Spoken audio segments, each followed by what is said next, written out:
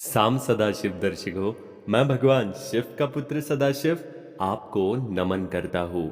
आज के कार्तिक मास के इस 10वें अध्याय में आपका हार्दिक स्वागत है।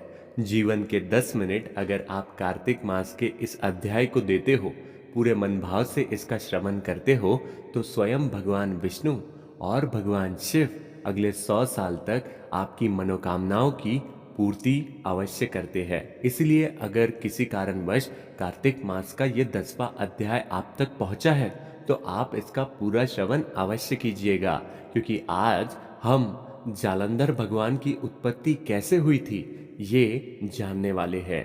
शंकर जी द्वारा नेत्रगिनी को समुद्र में फेंके जाने पर एक बालक उत्पन्न हुआ।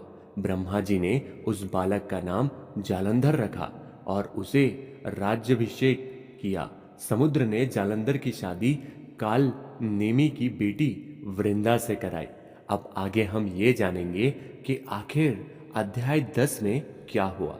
श्री नारद जी बोले, ऐसा कहकर शंकर जी ने उस नेत्रगिनी को हाथ में लेकर खारे समुद्र में फेंक दिया और वह आग गंगा सागर के संगम पर गिरी।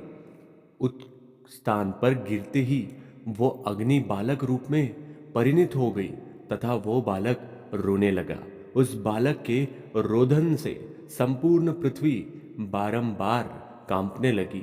देवलोक आदि सत्यलोक तक सब लोगों के निवासी बधिर हो गए। इस शब्द को सुनकर चकित होकर ब्रह्मा भी वहां गए कि ये आखिर क्या है। वहां जाकर ब्रह्मा ने समुद्र के तट पर एक बालक देखा। तब ब्रह्मा जी ने ये वाक्य कहा, अद्भुत बालक किसका है? ब्रह्मा को आया हुआ देखकर तथा उनकी वाणी सुनकर समुद्र के साथ हाथ जोड़कर नतमस्तक हो प्रणाम कर उस बच्चे को ब्रह्मा जी के अंक में रख दिया और कहने लगा कि हे ब्राह्मण, ये लड़का गंगा सागर के संगम से उत्पन्न हुआ मेरा बालक है। हे जग के जन्मदाता, इस लड़के का जात कर्मादि संस्कार आप ही कीजिए। नारद जी ने कहा, समुद्र इस प्रकार कह ही रहा था कि समुद्र का बेटा ब्रह्मा जी की दाढ़ी पकड़कर बारंबार झकझोरने लगा। उस कारण ब्रह्मा जी के नेत्र में आंसू भर गए। किसी प्रकार ब्रह्मा जी ने अपनी दाढ़ी छुड़ाकर समुद्र से कहा, इसे मेरे नेत्र से आंसू बाहर निकाल लिए हैं, अतएव इसका नाम जलंधर होगा तथा जहां से इसकी उत्पत्ति हुई है वहीं से इसकी मृत्यु होगी। नारद जी ने कहा, ब्रह्मा जी ने ऐसा कहकर शुक्राचार्य को बुलाकर जलंधर का राज्य अभिषेक करा दिया और नदियों के समीप समुद्र को बुलाकर ब्रह्मा जी अंतर्ध्यान हो गए। इसके पश्चात उस लड़के को राज्य अभिषेक देकर समुद्र के नेत्र हर्ष से उत्फुल्ल हो गए और समुद्र के काली नेमी से उसकी पुत्री वृंदा को जलंधर की पत्नी होने के लिए मांगा।